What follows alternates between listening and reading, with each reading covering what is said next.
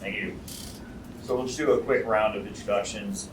Nate Wiggum, my firm Team Capital. We do various types of capital advisory. Last year, about half of our deal volume was cannabis related.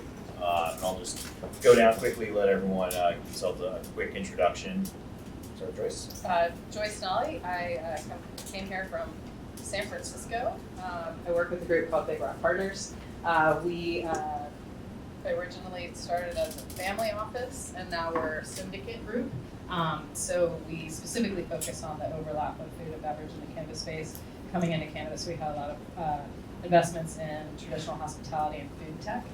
So where a lot of firms sit maybe more towards vape and flower, we're on the flower to food and beverage side of the business.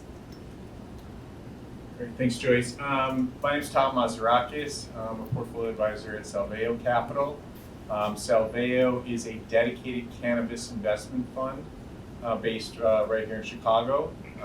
We have a portfolio that has about 20 companies in it right now.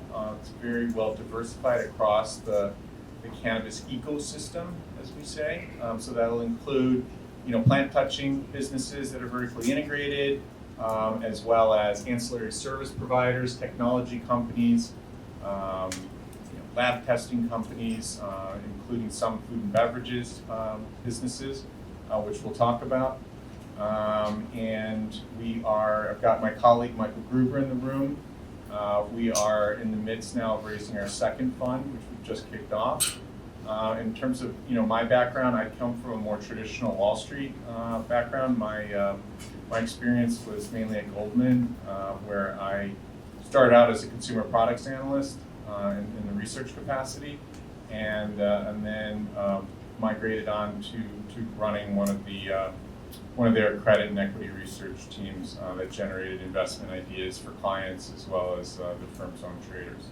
So that's my story. Patrick. My name is Patrick Berry. Thanks. My name is Patrick Berry. I'm the Chief Investment Officer at Granite Hall Partners. Granite Hall is an alternative investment firm headquartered here in Chicago. We've been around for about 20 years, investing in illiquid and complex asset classes, and that describes cannabis to us. It describes cannabis in our view. We're big believers in the industry, and we help capitalize companies that we believe are emblematic of the industry's potential.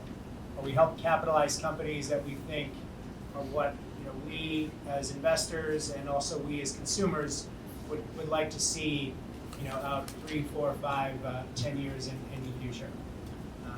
So that's us.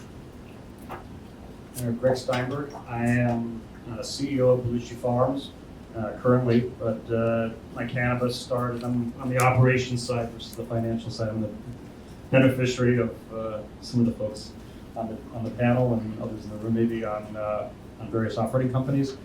First was in ag biotech with additives, product, biological, organic, microbial products that go into cannabis cultivation facilities to help cycle nutrients more effectively and efficiently to increase quality, health, and yield of crops. That's a Colorado company that's been around since 2014, 100% in the cannabis space.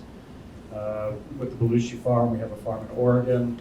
We're cultivating cannabis for the Oregon marketplace, and also have a branding company that we're in the process of building brand out with various Belushi assets, including Blues Brothers around North America.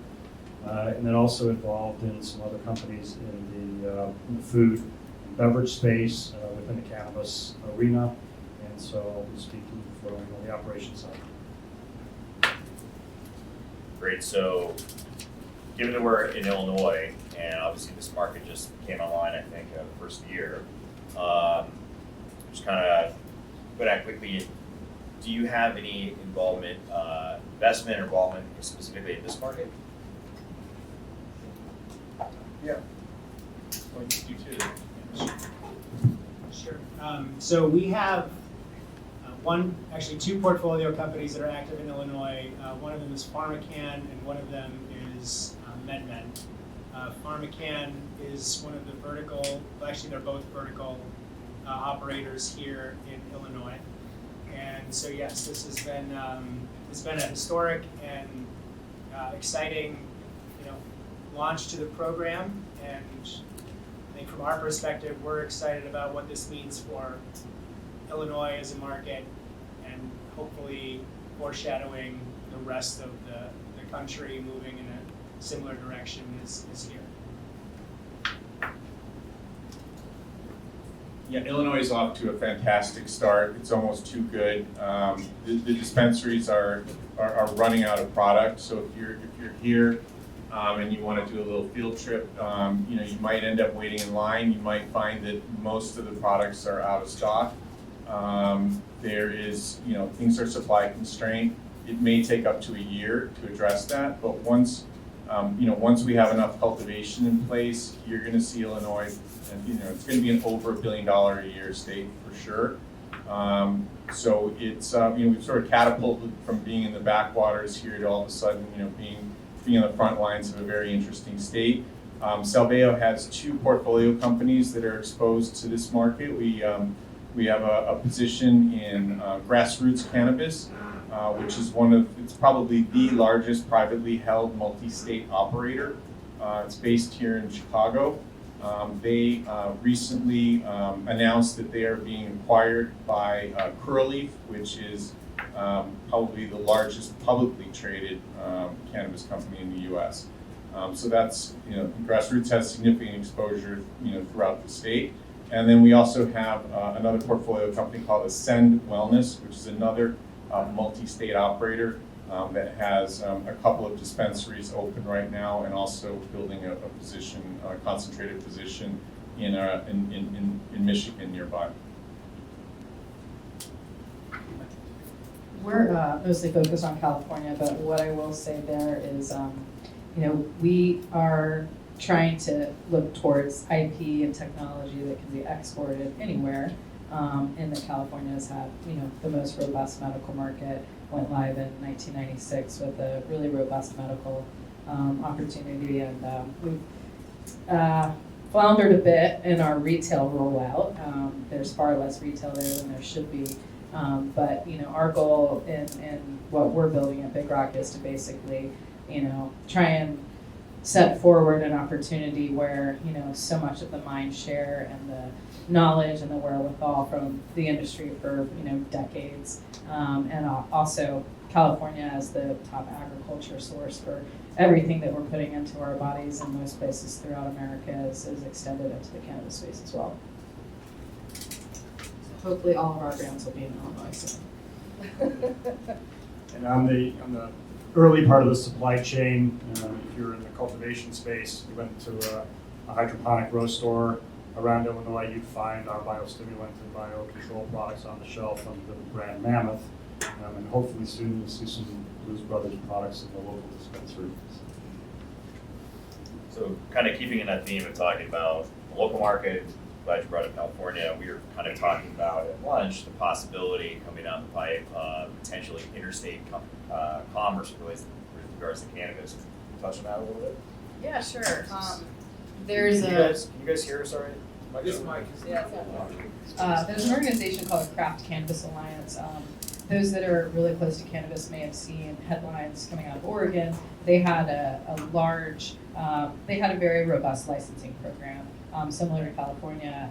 The medical market, allowed for a lot of license holders on the cultivation, manufacturing, and retail side that wanted to enter the legal market, and they made it very viable for them to do so. But what wasn't considered, and what often is not considered with these state bodies, is that if you have a state with a lesser population, which Illinois does not, New York does not, Massachusetts does not, but certainly Oregon does, you don't have enough customers for the glutton of product. Furthermore, if we think about this as an agriculture commodity, as it is, we do need to think about the environmental impact of how we're actually producing the product. So as a great example, Florida has a vertically integrated, every state has a vertically integrated solution in that from, seed to sale, you're sourcing supply chain within your state border.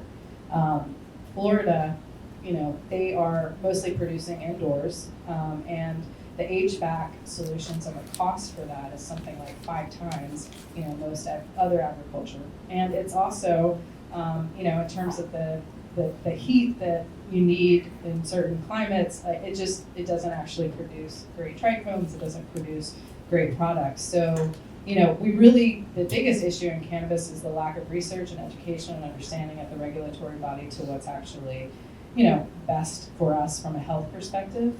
And obviously with FDA and NIDA and other groups starting to get educated, that's good. But at the end of the day, a lot of this needs to come from where we're sourcing traditional agriculture, aka California, Oregon, places like that have the right climates for it. So the Crown Cannabis Alliance is an advocacy group that is looking to, put forward an export model. They got it passed in Oregon. They're now working towards doing the same in California. And the goal would basically be to have a treaty-based partner born in places like Illinois or New York, that when they go live, they actually, to Tom's point, people don't have enough flower here, so you can build a bunch of greenhouses in this, climate that actually probably is not the best case for it, right? Or you can look to have a treaty-born, relationship with a party that can export it. So we're trying to do what we can to support that organization. That's going to be more of a legislative and regulatory step than it is, traditional private business. But. So to me, this question of when will there be interstate commerce for cannabis, this is the $1 million investment question as far as I'm concerned. Like if there's one specific thing I would want to know, it's the answer to that question. Because everything that Joyce is saying is completely true. Oregon produces 7 times more cannabis than it consumes. And so that excess product gets diverted into the black market, or the legal operators can't function. However, it's also true that in the legislation that was just passed here in Illinois, taxes on cultivation and such were part of it. And so how those two things play out is something that personally, we don't really feel like we have a very good read on it, although we monitor it closely because, what happens is that there are brands and such and companies that have deep experience and expertise in markets that have been active for longer than places like Illinois, like California, Oregon. But with the prohibition with interstate commerce, they're effectively locked in California, Oregon, Washington, wherever. And so that is sort of an artificial market construct, but it is the construct that we're dealing with, and there's significant investment implications on how that topic plays out. As we go through this, it's important on this interstate piece to just differentiate between the CBD, very low THC side, less than 0.3%, and the THC side, because there is interstate commerce on the CBD side, low THC or very low THC, versus, as Patrick just said, on the THC side, it's state by state. So we have to differentiate from that perspective, especially when we think about consumable products, right? Right, yeah, so kind of following that thread, can you just describe a little bit the difference between the THC, what THC is versus CBD, and what the Farm Bill last go around did with regards to opening up the CBD market on a national scale? So the Farm Bill that was passed last year allowed for the growing of industrial hemp on a nationwide basis. With the definition, industrial hemp and cannabis, marijuana, it's all the same plant, just different genetics that allow for different cannabinoid profiles, and THC is one of the many 140, 150 growing number of cannabinoids. And so industrial hemp, less than 0.3% THC, and derivatives of that plant and that product are fine in terms of producing all kinds of consumable products that you can ship on an interstate basis, whether it's the raw plant, flower from the raw plant, biomass from that plant, or other things, versus things that come from anything that's got greater than that amount of THC. You can also take the marijuana plant and isolate individual cannabinoids out of it and just come up with CBD or CBG or CBN, and I'm sure there'll be some conversation on various various products that are getting developed from that perspective that you could also ship around the country. Right, so obviously there's a food and beverage summit. We've already got some high level cannabis discussion, right? But let's swing it right into the F&B component. So following that thread, what would be some good examples of cannabis related applications specifically in F&B products? I'll take a first crack at this. So in terms of some of the investments that we've made in Salveo, we've certainly looked at the food and beverage space, and we have a lot of thoughts about it. And you also need to differentiate again between infused products that are infused with CBD, that are not psychoactive versus those that that have the THC in them. We've got 3 companies that are interesting in this space that we've invested in because of the technology they're developing. And I think it's important to spend some time talking about how what's the difference between various form factors in terms of how the body responds to it and how they're processed in the body. And food and beverages, if they're ingested into the stomach, they are processed significantly by the liver, and it actually changes the THC molecule. So it's a different type of a buzz. It's a more unpredictable buzz. It's a potentially usually a longer onset, and then a longer offset period as well.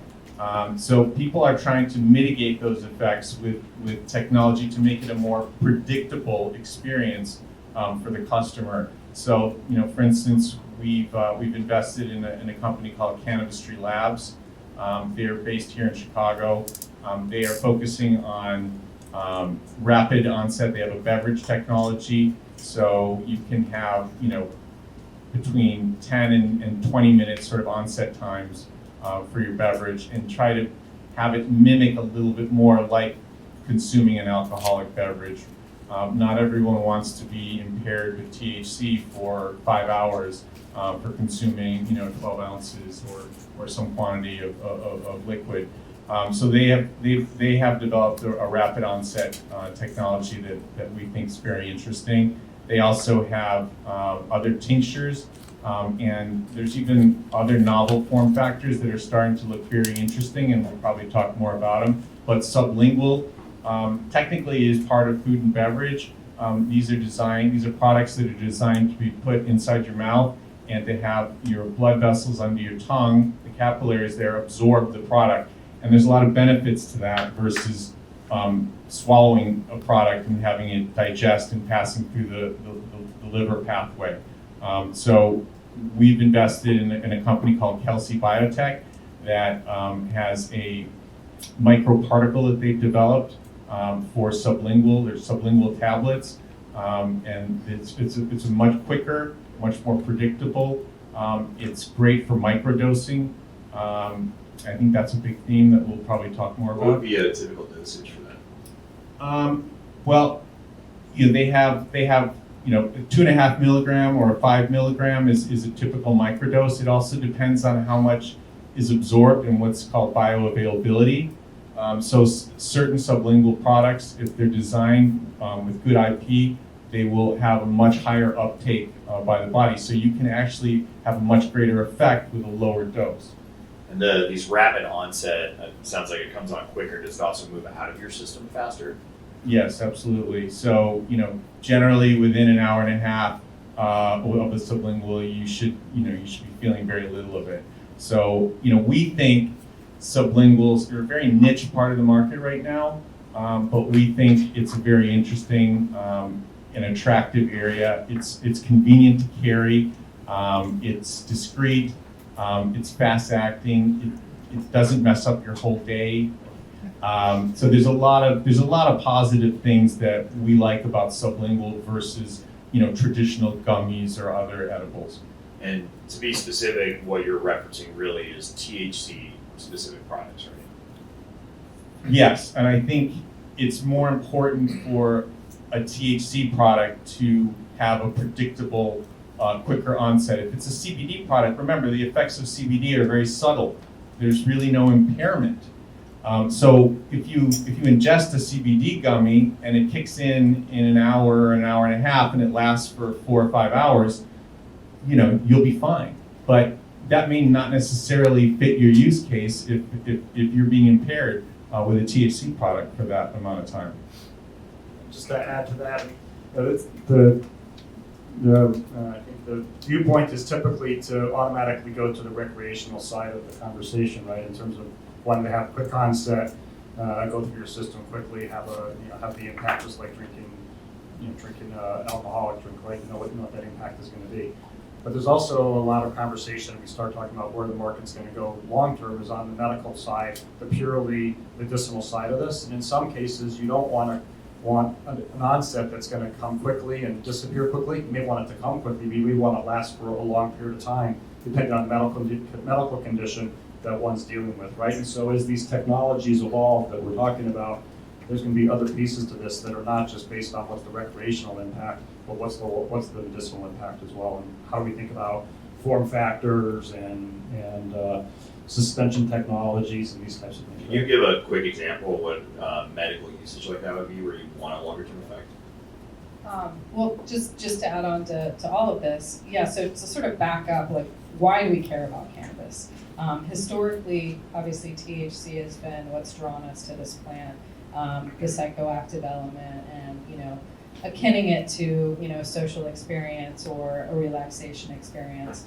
But, as alluded, there's, hundreds of cannabinoids, possibly more than we're aware of. They just discovered a few new ones over in Europe a couple months ago. The U.S. needs to catch up with some of our brethren overseas. But anyway, in terms of CBD and in terms of the application into food and beverage, it's about a better lifestyle. It's about wellness. It's about, adopting something that actually doesn't really have much of a taste. Usually the taste is masked. That said, there are full spectrum types of varieties where you will get, sort of that plant element, which would, I guess, compare to a adaptogen or a kombucha sort of category. But when we think about the application into food and beverage at large, I think that the opportunity gets really exciting because cannabinoids and their chemical makeup, would more akin to a nutrient, a vitamin, a supplement, both in terms of the delivery methodology and in terms of how they, sort of have the effect within your constitution. So when we look at, examining a company and what the actual opportunity is, it comes down to, yes, the actual, food or beverage or mechanism that it's going into, but also the form factor that it's going into. In the beverage category, for example, most people aren't aware, but liners of, plastic, liners of, aluminum, liners of the sort of coconut water variety that comes in the paper format. All of these have different chemical makeups to allow for stabilization of the ingredients within them. And cannabis is a whole new, structure. And so every single application, there's over 7,000 types of aluminum can liners. So that's just one example in terms of the opportunity to create new IP and delivery mechanisms that make food and beverage really, really exciting. And to Tom's point, as it relates to gummies, they're still at top. I think it's like 78% of sales in California in 2019 were gummies. It's really, really easy to put a gummy application on the shelves of California. Pretty much anybody can figure out how to do it in their basement. It's a lot more difficult to figure out how to, put THC or CBD into coconut water and have it be, bioavailable.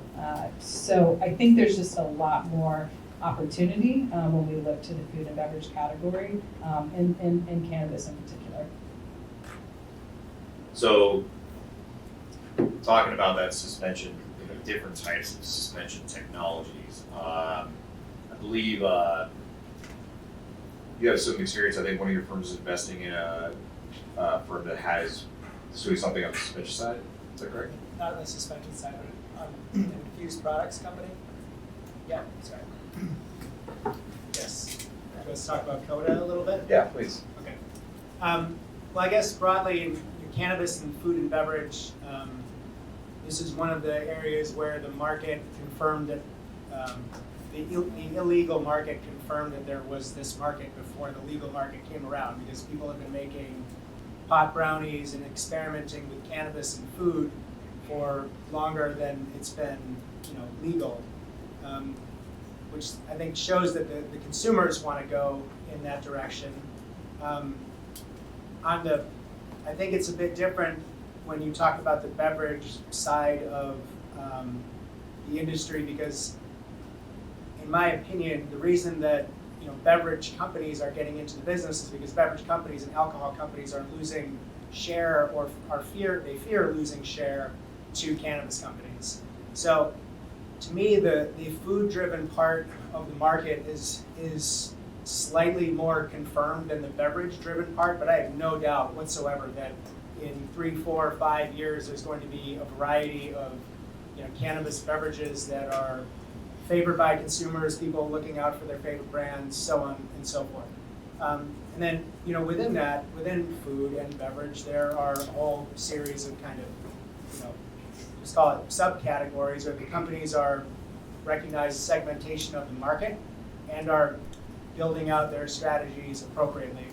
One of the investments that Tom's firm and mine have made is in a company that takes a very gourmet food approach to edible cannabis, which sounds like something you would assume that all of the companies do, but it's not necessarily true, because if you want to make a tin of small gummies, it's kind of difficult to convey an actual food sort of experience with that, but that is another large part of the market. In the case of Coda Signature, one of the company that I'm referring to, they do put a lot of time, thought, effort, and consideration into the flavor profiles, gourmet ingredients. They make things that you would expect to see on a dessert plate at a nice restaurant. And that's one segment of the market. And our firms both believed in that segment of the market as well as some of these others. I mean, many of these things will exist side by side. And we just kind of hope that some of our companies are leading categories. Yes. I just wanted to add, you can pretty much put cannabis in everything. In California, the only things you can't put it in are cream-based products because of pasteurization issue with milk and otherwise. So, a lot of people cook with butter, and you would expect there would be an infused butter option, but you got to go buy a magical butter machine to make your own right now in California. But there are products. I'm going to call out my friends in the room from Potley. They make infused apple cider vinegar and olive oil and sriracha and crazy things like that. So I think the opportunity These are infused when with they can THC it, or CBD? both via a company called Vertosa, which we are investors in, which is a B2B supply for ingredient formulation. They're supplying probably 70% of the THC market on the beverage side in California right now. But there's really, alcohol is the only one that's been put on the board that you can't actually, kind of combine with cannabis in most markets at this point. In California, restricted cream, but I think, Greg, you were telling me that maybe that's different in Massachusetts and it'll be different in certain places. So you can expect that, the BevMo of cannabis is going to be the broadest grocery store experience that, maybe it's not going to go into the core ingredient, but you can put it on the lettuce. You can, I don't know about, chocolate dipping my banana or, but it's really going to come down to the reasoning behind it. And I think that's where CBD gets really interesting, because not all of us want to, have a psychoactive experience, and, most of the cannabinoids don't actually, cause that. So it's just really exciting that as we start to get into more cannabinoids and how they can help us and affect us, you should be able to have any medium in the future that you like to utilize to be able to access cannabinoids. So let's talk a little more about regulation. So we know that the Farm Bill descheduled effectively CBD or industrial hemp, but the FDA, I believe, still has yet to put out official regulations around the potential use for them. So Greg, can you talk a little bit about CBD, the FDA, and how they're looking at this? For sure. And chime in, because I'm not an expert on this and I'm not an attorney. So the FDA's ruling would say, can you put CBD or any cannabinoid, including THC, in any food product that's ingested? And they would say, no, it's illegal. And so you can't do that. Meanwhile, as you've heard, there's an awful lot of products on the market across the country, THC-based state by state, that don't cross state lines, and CBD that you can go online and order it and have it delivered to you without any problems. So an awful lot of people are playing in the gray or the black from that perspective. We're, as a country, we're on par with what's going on in Europe and what's going on in Canada. They haven't made rulings there either. The UK last week actually passed a law on CBD, saying that you could have it in product until they're going to come up with a ruling by March 31st next year. So as long as it's safe and they have the products currently on the market, then they're not going to pull anything off the market. But they're going to come up with new testing rules by March 31st of next year. So the UK is actually leading the pack on this type of regulation right now. Yeah, I mean, I think, there was a lot of excitement when the Farm Bill first passed. I think a lot of big CPG companies were thinking, we need to be looking at CBD infused products like ASAP now. And then the FDA sort of stepped in and said, whoa, we don't really want to see CBD in foods or in what they're calling dietary supplements. They're fine with it being in topical, skin products. So this is sort of a necessary evil from our perspective, this regulatory gray area. It allows the startups that we're investing in to have a little bit of a head start, to have a bit of a walled garden to grow in, because all the strategics right now are just sitting on the sidelines, waiting for the FDA to come out with some clear guidelines. And that might not happen for another year or two. In fact, it might be really, really hard for the FDA of its own volition to approve food and dietary supplements with CBD. So, this is an opportunity. Yes, there's a big gray area, and there is some legal risk with these aggressive companies that are shipping. They're actually shipping across state lines in CBD products and capsules. And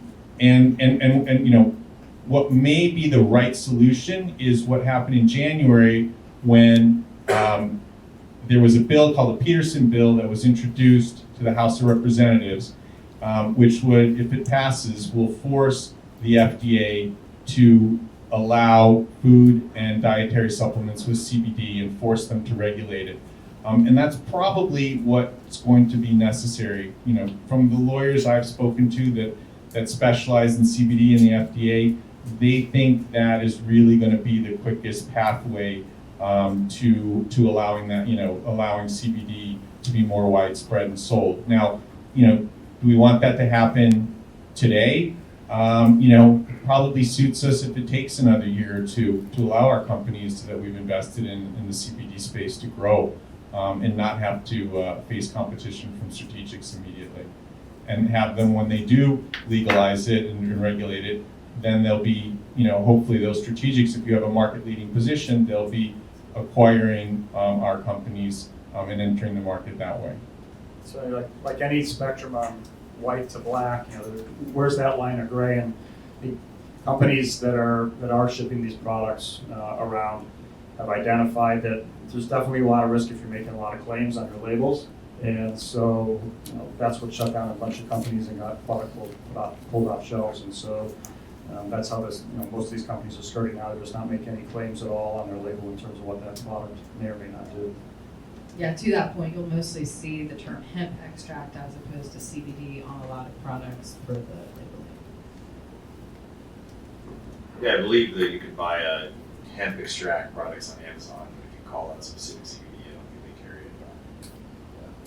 it. And you mentioned, larger entrenched F&B companies have been looking at this. We've had a lot of discussion. People are saying they're talking to large F&B entities like Smucker's and Nestle, and all those groups, and all of them are working on developing their own products. So, how long do you guys think it'll be before you can get a cannabis burger at McDonald's? Colorado. It took them 50 years to get fresh beef. Fair enough. That's all I have to say. Carl's Jr.'s tried, right? Yeah, And, Carl's Jr. Nestle does have through a subsidiary, does have a CBD water in the marketplace. And some of the other fast food chains are definitely looking at what they can do, whether it's in burgers or in other types of products that they sell. So it's definitely out there. And if we look at the beverage space, this is probably the most advanced, right? Where we can look at many of the beer-related companies or alcohol distribution companies that have invested already heavily into the space and are looking at both THC infused products in the states where that's legal. Those products are in the market. I think Joyce may be invested in one of those companies. CBD products, whether it's water, sparkling water, non-alcoholic infused CBD type of beer as well. So those are out there. So think about other markets around the world, like Canada, for example, which cannabis is federally legal there. Do they have a more mature F&B market at this point? No, because they're just now introducing what they're calling Cannabis 2.0, which is, other form factors outside of basically flower. So whatever F&B and edibles, had been in the Canadian market were black market products. So to be honest, the U.S. market is, funny enough, more advanced than the Canadian when it comes to F&B. Yeah, the thing that I would add to that, to Tom's points, are that in the Canadian rollout, the Canadian regulators really sought to stymie brand creation and the kinds of things that brands here in the U.S. absolutely wanted to do. They wanted to advertise how it made you feel. They wanted to make it look appealing on the shelf. The regulators, probably for fear of getting in the hands of kids or whatnot, wanted things to look a bit more generic. As a result, also infused products rolled out a full year after the initial launch. So Canada does not feel like a place where brands are going to get established. On the CBD side, we're starting to hear more inquiries out of China. The discussion around China and CBD had previously been with China as a producer, but China as a producer of CBD is not something that really anybody is interested in. The products come over there all test positive for heavy metals, but the Chinese consumers have a multiple 1,000-year history with CBD, not THC, with CBD, with hemp and CBD, and we are hearing that the Chinese regulators are moving kind of fast and furious down the hemp CBD roads. So if it's discussion is non-U.S. markets, I think that's a factor worth keeping an eye on over the next few years. And the Hong Kong exchange might be a little more interesting than Canada has been. Yeah, maybe Hong Kong is open before New York. Yeah. But it will be interesting to see what comes out in Canada, because you do have strategics that, big multinationals that are investing, alongside Canadian cannabis companies in developing, things like beverages, et cetera. So you obviously have Constellation that's invested several billion in canopy growth. You've got, who else? You've got Anheuser-Busch InBev has put $50 million into a JV with Tilray in Canada, which will be, developing beverages. So, First Bev just launched one. yeah, so we want to see what's going to come out of these and what technology and what are the can they master all the things that you need to get it right in a new beverage launch. So it's aroma, mouthfeel, taste, aftertaste, and then how does it make you feel 10 minutes later, 30 minutes later, 4 hours later. So it'll be very interesting to see what comes out of Canada. So I'm going to ask all of you to make a prediction. In 5 years, what is going to be the most commonplace or standard consumption method for anything cannabis related? And I'm going to hold you to it in 5 years. So I think it's going to be hard to say because the plant has a long history of being consumed as we smoke it, right? But we think where that is in terms of smoking in general and what's happened from a trend from a cigarette perspective, whether that's health related or social related in terms of impact, of whether or not we're going to see the same thing happen here, right? We're used to having a social drink. Drinking and eating are how we socialize every single day, right? So I would guess that while the food side, the edible side, the beverage side of this industry is still single-digit percentages on beverages and to the low teens on edibles, that we'll see the flower consumption side of it, whether it's by vaping or by smoking flower, reduce dramatically over the next 5 years. So, respectfully disagree. I think in 5 years, flower will still be holding on. I think there's a number of younger generations that prefer flower, and flower is significantly more cost effective than vaping, I believe, on a sort of price point. But I also think that in 5 years, those other categories will be sort of approaching it and maybe poised to eclipse it. But I think flower is going to be around for a while. So let me try and answer that a slightly different way and sort of look at each category and how to sort of where the future is. And so for flower, I think smoking is, we've already seen it, it's on the decline. What could be interesting is these, heat but not burn, sort of like IQOS for tobacco. You've got products like that now for inhaling flower that doesn't actually combust it. So to the extent you can make it a bit more like vaping, a little bit healthier. Within vaping, we've obviously had, it is healthier than smoking, but we've had this vape scare, which is, knocked sort of 20% off of vape sales and hurt market share. Vape heats, most vaporizers heat the product. What we're starting to see some companies do on the cutting edge, which is developing like ultrasonic, vape, it's like a heatless, almost like your humidifiers in your kid's bedroom at home in the winter, where you get like a very cool mist. So that could be, the healthy way to vape, to avoid some of the carcinogens that are formed even with just heating it enough to vaporize the oils. So that's something to look for within the vape space. And then, within edibles, like I said earlier, I think sublinguals is a superior delivery mechanism. So I think you're going to see, tablets. I think you're going to see, oral thin strips like Listerine strips that just go right, on your tongue or under your tongue. I think those are going to increase significantly in market share. They're almost, negligible right now in terms of market share. Gummies, like, honestly, gummies are going to be a much, much smaller part of the market. It's just pure sugar to try and mask the cannabis, flavors. And, people don't necessarily want the calories and the sugar. And, I think we're going to have sort of much more sort of functional, edibles and form factors.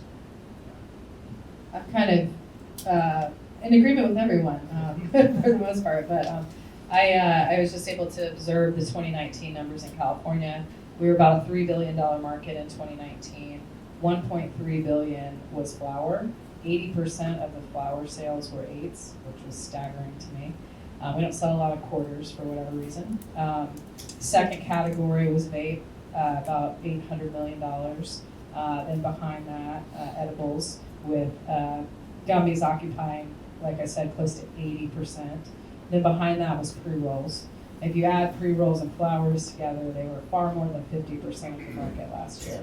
And within the F&B, the edibles category, which is silly because beverages are locked into most edible considerations. We need to come up with a broader definition, thesaurus here. But anyway, beverages were 1%. They did about $2.6 million in California last year. The year before that, it was just about $1 million. I think beverages is the biggest opportunity for upside here. But to Tom's point, sublinguals, and the delivery mechanism. I just think within the edibles category, we're going to just see a dramatic shift from, the high potent, super sugary, derivative to things that actually lean a lot more wellness. That said, I think edibles are going to cut more into vape than they do into flower. I think flower will continually persist forward, and this is just because maybe I've just grown up with flower for forever, and I don't see it changing in dorm rooms where people are getting together around it, and the implications that'll continue to have at retail. So it sounds like in the future, again, maybe 5 years out, it's going to be typical to go have, like I think you mentioned earlier, like a very low potency, wouldn't call it a beer, but cannabis, THC, CBD type of product that's a little bit of like a, like a beer, like socially relaxing, hang out, but it's not something that's going to have a long-term effect on you. I mean that's the whole microdose trend, which I think is gonna, it's gonna explode. The elderly are gonna be using these products to help them sleep. They already are, to help them sleep, for pain, inflammation, anti-anxiety. I think regardless, if you want to be mainstream, if you want to have a mass market product, I think you really need to have a microdose offering, regardless of which form factor you're playing in. And to be clear, microdose, you just mean it's a non-perceptual dose, right? Yes. I mean, obviously, you can play around with what your exact definition is, but yeah, it's something where you're very functional, with the user experience, and I think that's important. So again, kind of talking about THC versus CBD, which category do you think is ultimately the larger long-term opportunity from an investment perspective? I think part of that's going to depend on whether you're talking about the recreational side of this, the health and wellness side of this, the pharma side of it, because those are going to be probably different answers. Are you asking which CBD versus THC, or? Yeah, just CBD versus THC. I'm an investor. I'm looking at different opportunities. Is there like a preference for one versus the other on a long-term basis? So my knee-jerk answer to that is that the THC opportunity is somewhat easier for investors to access because THC-specific companies with THC licenses are being stood up and very specialized companies. On the CBD side of the industry, again, it's my opinion, I think a big part of the industry and therefore the investment dollars will be by existing incumbent large, Fortune 500 some odd companies that will add, a few $500 million to an R&D budget and roll out a product. And so, do you participate in that investment theme by investing in Coke or Pepsi? I suppose you look at those companies and consider they will likely develop their own products, maybe buy, a boutique brand or two, and it will be part of their kind of portfolio of brands. To me, the biggest difference is that for investors, you can it's easier to access THC-specific opportunities, whereas when you're investing CBD, you might be doing it with very large existing companies. Yeah, I think it's a really good point, Patrick. There's a lot of competition in cannabis space, but CBD, like everybody has launched a CBD product and their brother. So we can put some numbers around it. CBD sales last year, I think, depending on the source, around $3 billion in the U.S. Probably growing. I've seen estimates around like 15, 18 billion in the next 4 years or so, 5 years. We know what the black market for THC is in the U.S. It's around $50 billion a year. So there's actually a lot of demand visibility with this category. And you're just trying to migrate initially those black market sales to gray market and then a fully legal market. And then hopefully along the way, you attract a lot of other customers, soccer moms, the elderly, et cetera, to your products because they're legal and there's a real health and wellness benefit to them.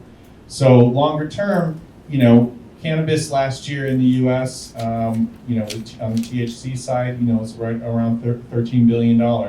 And, depending on, again, on the source, it should be around a $75 billion market, in, hopefully 7, 8, 9 years time. So, between the market forecast growth and the competition, you're probably slightly better off on the THC side for looking for the next rocket ship company to ride. But we are finding some really interesting hidden gems in CBD space, and actually our 21st portfolio company that we're in the process of finalizing diligence on is in the CBD space. But you really need to have a differentiated product. Totally agree with that. I think there's, on the THC side, there's just a lot more nuances to it, and it's the barrier of entry is a lot more difficult, and as CBD starts to open up more, it's going to be a little bit easier for the strategics to transition in with ease. So in the CBD category, I would say those that have a business-to-business technology and solution are going to have a lot more defensibility down the line than those that are just using it as an ingredient and a end product on the shelves. Whereas on the THC side, we also have to talk about what exits look like. And a lot of groups are moving more towards a private equity type of model where there's, annualized dividends being paid out because we don't really know what the exits are going to look like. I feel like there's more defensibility on the CBD side towards, putting on the board exits than maybe there is on the THC side, but you're going to start to see certain deals that are going to rely on the actual profitability of the originating market to get that money out of those deals on the THC side. Just one other wrinkle on this is, the focus has been on THC and CBD. But if we're looking to the future, there's going to be many other C's that are also part of the equation. And so CBG is an example, is another one that people are starting to talk an awful lot about. So thinking about the people that made the investments 4 or 5 years ago in THC and CBD, they're looking to reap the benefits of that. Is where those benefits going to get reaped 5 years from now? It may or may not be only from CBD and the THC. My guess is it won't. There'll be many other C's and other T's that are part of that equation. Right. So we've got about a little less than 10 minutes left.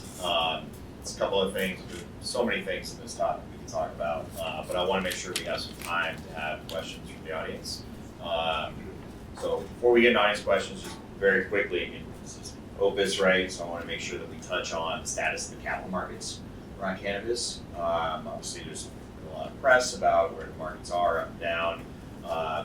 Briefly, just quickly address, what you're seeing in the markets, capital markets, in regards to appetite for continued investment.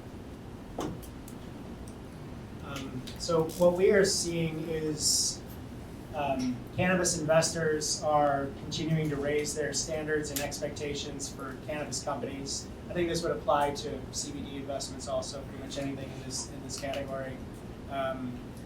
3 or 4 years ago, having a license or having some presence in the business or something that indicated you were an innovator might have been enough. Now investors are looking for companies to be, I think rightfully so, investors are demanding companies to be profitable, well-managed, focused on margins, focused on long-term growth, and aware that we might be in this regulatory environment for a while. And if that is the case, if there's no, there's not 20 banks rolling into the space in the next year or two, then what should we as investors or what should the companies do? And I think that's the reason that investors are holding companies to higher standards. So there's been a lot of talk about the difficulty in raising capital. I think that difficulty is absolutely there for companies that haven't put up results, but for a subset of companies that are performing well, $13 billion market doesn't come from nowhere. There's a lot of high-performing companies in that $13 billion, and I think investors are starting to flock around some of the leading companies. Yeah, absolutely. I mean, things just got a little out of hand. They got a little bit too frothy. Investors, got, funded a bunch of businesses that, that probably should have never received funding. So we're sort of in the process now of working through that. It's very healthy actually, but you know, you are going to see some companies fail, and they deserve to fail. You know, growth at any cost, that model is totally dead. You know, it's not just in cannabis space. I mean, it's in the broader private and public markets. It's probably, you know, being felt more acutely right now in cannabis. So, you know, there is a pullback. Valuations are getting more reasonable. You can come across great deals again, and you couldn't, you know, a year ago. So there is a bright side to it, which is, you know, we're seeing tremendous opportunities right now. The opportunities, for the most part, are in the private markets. You know, fewer people can access those markets, which is part of the reason why they're so attractive. Institutions are not playing at all. So, you know, to the extent that you can tap into attractive private opportunities at great valuations, you know, this is the time. You know, you're getting a second bite of the cherry now to invest in cannabis. I echo all of that. Just going to add the Canadian, the market cap for the Toronto and the CSE is smaller than Facebook. It's smaller than pretty much every single Fortune 500 company in America. It's not a robust capital market structure. It's just not.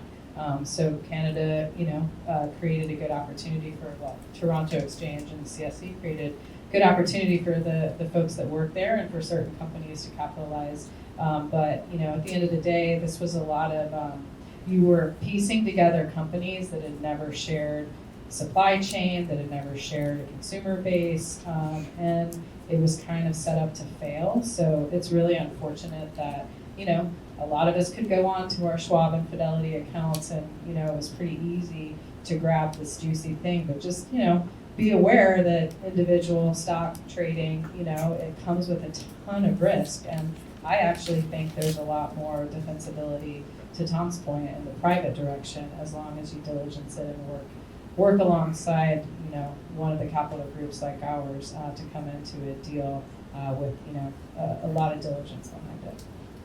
So we've got a few more minutes. We can take a few questions. I know that, like, this would be a whole separate panel talking about the exchange of cash and the, you know, and the federal rules in terms of banking and things like that. But specifically to what you guys do, I'm just curious, when, you know, can you walk through a deal where you've actually purchased a company? How does, you know, is it a private transaction? Do you just pay cash for it? I mean, how does it? Can you answer that in 1 minute or less? Yes, I don't mean to get off on a tangent, but All the companies we're investing in have bank accounts, so we're not like carrying suitcases. One time we did send our junior guy on a plane with a check that he had to hand deliver, but you know, no, it's not as crazy as you read about, you know, in the papers. Yes, everything at the till, at the cash register, for the most part, has been cash. Now, I'd say just in the last few months, you're starting to see companies, you know, introducing technologies where customers can actually now use a debit PIN, et cetera, to pay for their transactions. So you're going to see that transform over the next sort of 12 months and become more and more standardized. But yeah. The industry is banked. It's annoying. We all have had to switch banks. You know, compliance departments get nervous for whatever reason. So I think we're on our second or third bank right now. You know, it's just par for the course. There's probably 20 banks in the U.S. that bank, you know, 90% of the cannabis businesses. You know, but you know, they can pay you know, they can write checks back and forth. Some of the payment solutions are e-check. You know, everyone's been able to pay their employee. You know, they're not, for the most part, not paying employees in cash and things like that. Probably have time for 2 more quick questions. I know you mentioned a lot about gummies and California sales. In Spain, they actually produce the largest amount of concentrates, and they do produce a lot in the world. And they had one situation where a child was at a parade and she got hold of a pack of gummies and ate the entire thing. So from a product development standpoint, where do you see that in the future when you're producing food and beverage? How do you differentiate something like sriracha from regular sriracha when it's everyday household items in your house?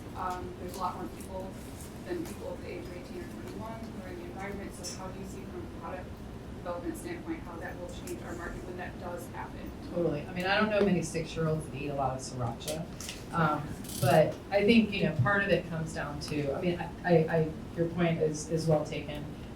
That said, I think there's a lot of responsibility on the adults in the room that are around the child, and that's not different from alcohol that it is for cannabis. But yes, the applications are way more broad for cannabis. As far as candy, like how do you see Yeah. that? That's designed towards Totally. children. Totally. So I guess sriracha wasn't the best example, but how Yeah. could they differentiate those two things? Whereas like a Jack Daniel's bottle is really heavy, it's big, Sure. it doesn't smell good to a child. Yeah. Whereas a gummy, they cannot understand that wouldn't be enough. Yeah, well, there's two major things in California. The first is, dosing and how much is allowed in an individual unit size.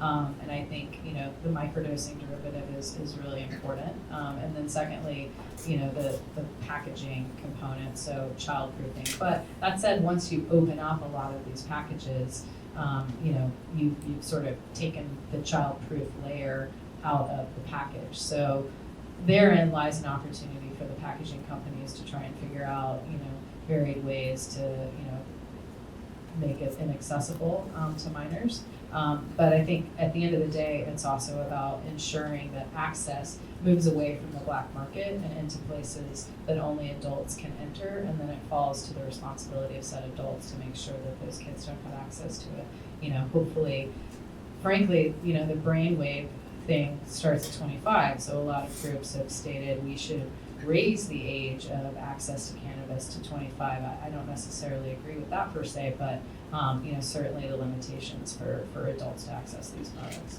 So fortunately, we are out of time. I know there's a lot more questions, but most of us I think will be sticking around for the rest of the day or through the first break. So feel free to come up to us, and we're happy to be talking.